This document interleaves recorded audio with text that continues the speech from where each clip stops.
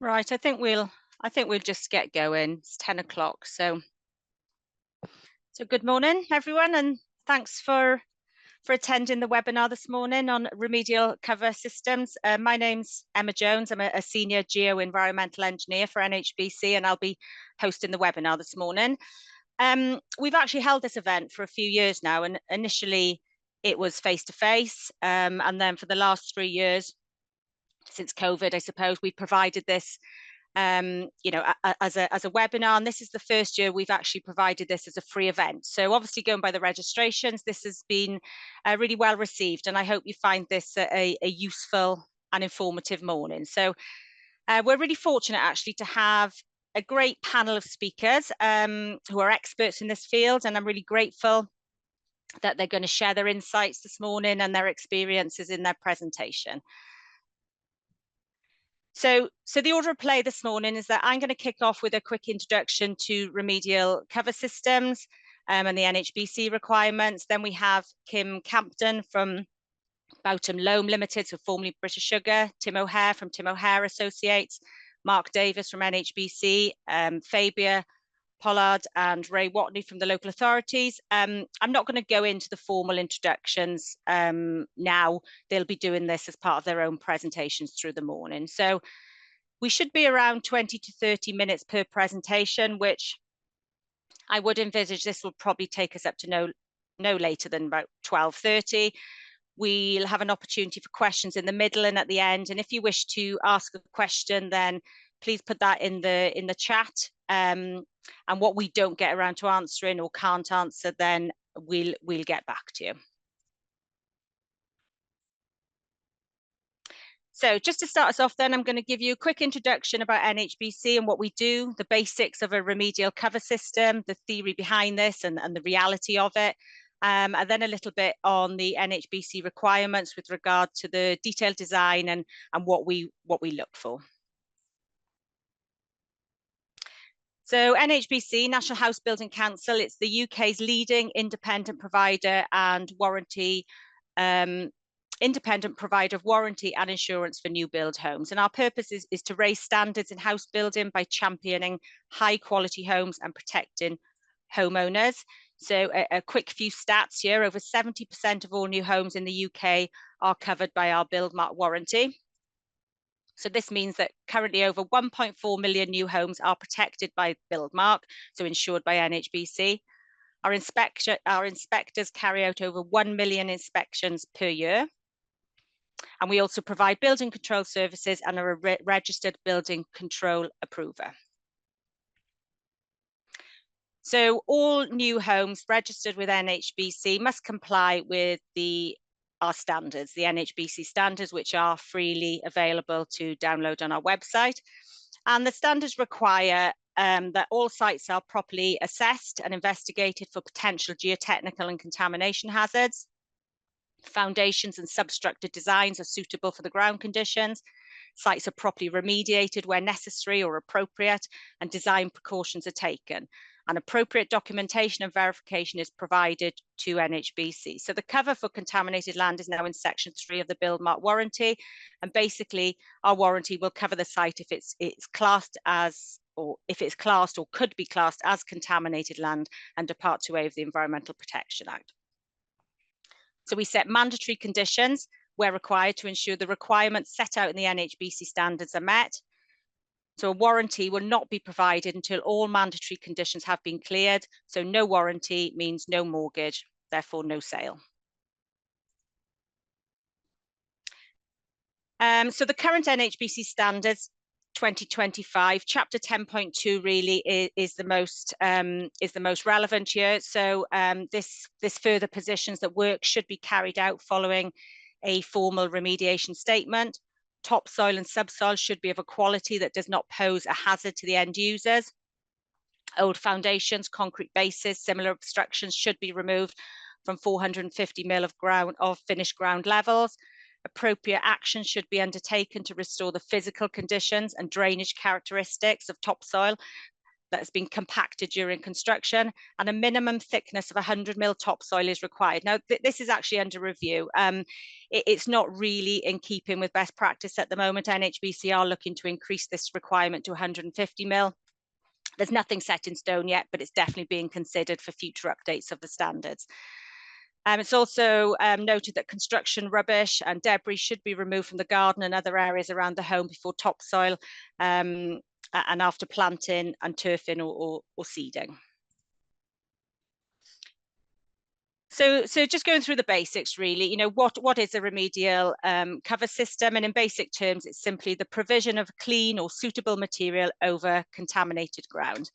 And the aim of that remedial cover system is to act as a barrier to separate the contamination from the receptor, so the end user of the site, or minimize the pathway to the underlying contamination, so reduce the exposure to the underlying soils. Remedial cover systems are one of the most commonly applied remediation techniques that we see in the UK. And it can provide both an effective and sustainable solution for mitigating risks. However, unfortunately, that kind of over-familiarity is increasingly leading to poor implementation on site. So it's the last thing to get done on site. It can often be that pinch point when you're trying to achieve your CMLs in that required time frame, and we're going to talk a little bit about that later in the presentations. So there are two types of cover systems. A simple cover system, this involves, sorry, let me just move this. Simple cover system comprises topsoil and subsoil only. Some mixing will occur between the clean capping and the underlying soils, but exposure to contaminated soils will be reduced. Then you've got an engineered cover system, where this may comprise a variety of layers or barriers to provide complete separation. This drawing has been taken from the NCLOG guidance, the National Contaminated Land Group, and this shows various options that can be used to perform a variety of functions, but in practice only kind of selected layers would be incorporated into any particular cover system. So today we're just focusing on the simple cover system. So what's the theory behind a simple cover system? It's commonly assumed that mixing of soils is unlikely to exceed 600 mil in your typical domestic setting, and that 600 mil depth comes from guidance published by the BRE 465 back in 2004. And this guidance and research concluded that disturbance from routine gardening activities such as digging and intermixing due to natural processes such as burrowing animals, earthworm activity, plant roots, was unlikely to exceed 600 mil in most cases.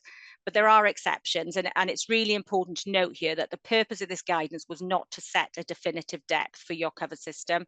We know that soil mixing can vary, and it's very dependent on the site-specific factors. You've got landscaped areas of planted trees, roots can extend beyond a metre depth, possible deeper disturbance due to construction of ponds, foundations, removal of mature trees. You get badger sets, rabbit warrens can extend below 1 metre below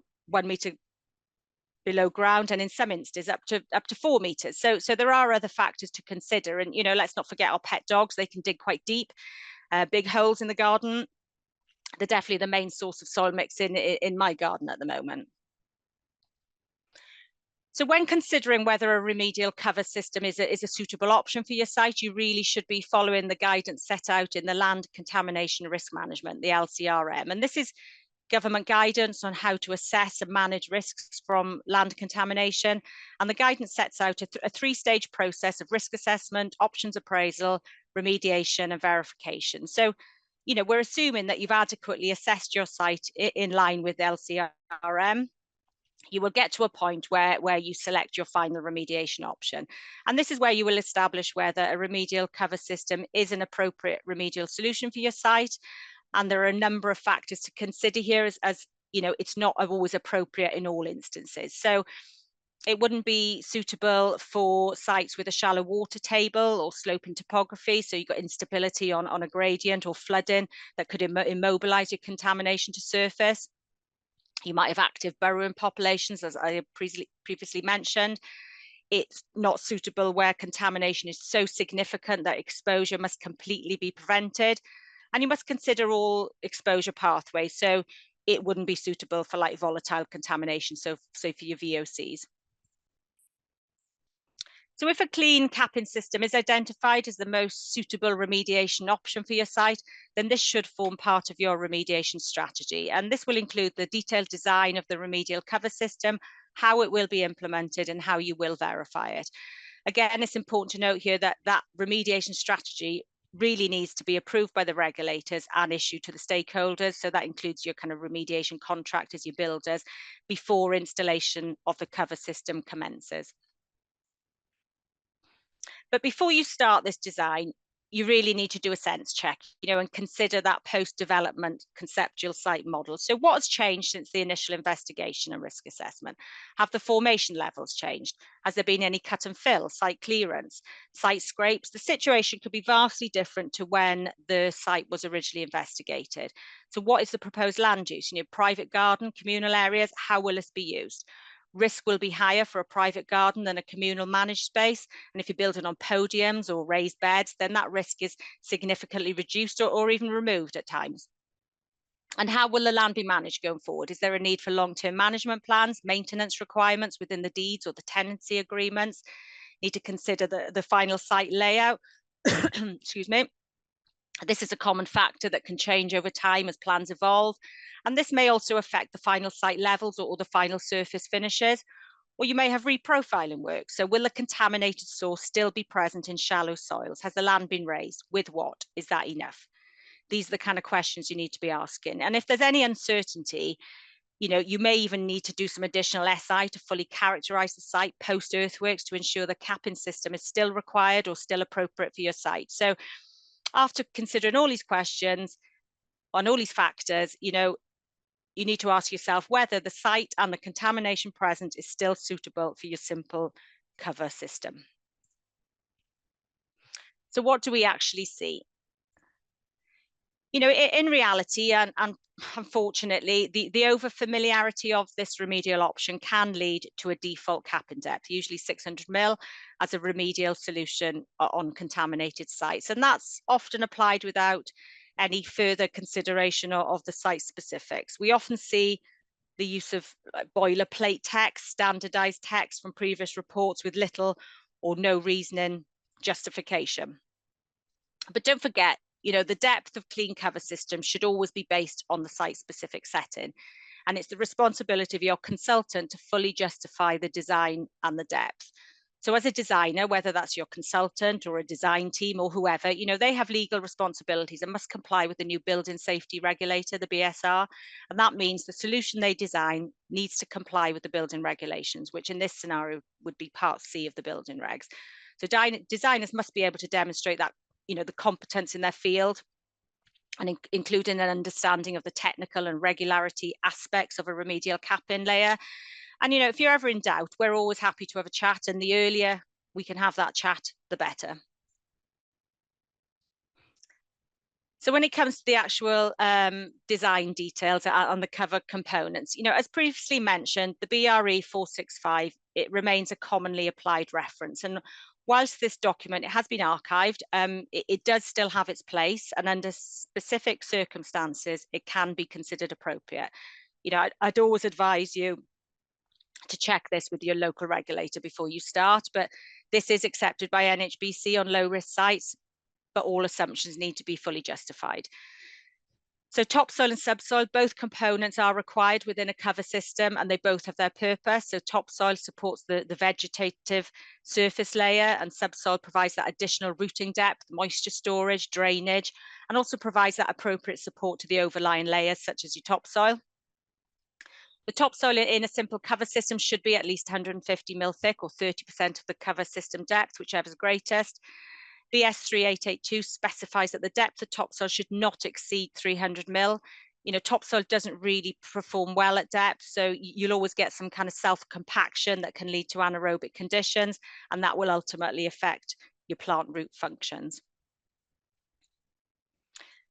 So when it comes to kind of a marker or separation layer, typically that'll take the form of a synthetic geotextile placed at the interface of the clean cover and the underlying contaminated soils. Tends to be used on higher risk sites. Acts as a visual warning, prevent intermixing, discourage deeper excavations. And it's really important that the intended purpose of that demarcation layer is considered, and that product is selected on that basis. So Syria 733 advises that geotextiles should be water permeable, rot proof, chemically resistant, and have a high tensile strength. So carrying on with the detailed design and the cover components, both imported topsoil and subsoil needs to conform to the relevant British standards. Topsoil to BS 3882 and subsoil to BS 8601. And they both need to be able to support plant growth, be free from invasive or non-native plants, be free from odours, physical contamination such as your asbestos, brick, glass. And obviously it needs to be chemically suitable such that it's protective of human health and where relevant, control waters. And you need to consider the handling and management of this material on site so the structure is not compromised. So compaction, waterlogging, etc. And this is going to be touched on in later presentations in more detail. So when considering alternatives to soil, such as hard standing, aggregates, turf, etc., you know, they all have their pros and cons, and I've got various levels of robustness. But in all situations, you really need to consider the likelihood of further disturbance or removal over time. Therefore, you know, the lifespan really, you know, it might be necessary to include a cover system below this finish, but that will really be dictated by the risk assessment and the remediation strategy. So when it comes to the implementation, you really need to do what you said you would do in the remediation strategy. But if plans change or the designs change, then let us know, let the local authority know in advance. You know, look out for unsuitable materials, odours, colours. It might be chemically suitable, but it also needs to be aesthetically suitable. So, you know, would you want that in your garden? And look after your soils. If clean soil is stockpiled on site, segregate, manage it in accordance with best practice, avoid cross-contamination. You know, you need good stockpile management, and we'll be talking a little bit more about this later on. Subsoil decompaction, restoration of soil structure is a requirement of the NHBC standards, and if machinery has been tracking across or some form of compaction, then you really need to restore the drainage. And look after your records. You know, always have an admin trail, sources of material, import tickets, chemical analysis, etc. And that really brings me on nicely to the verification requirements, which will be covered by my colleague Mark Davis a little bit later this morning. So that's it from me. I will now pass you on to Kim Campton from Boughton Loam Limited, and she will tell you what is happening in her world there. So I'll just stop sharing this, Kim. Thank you.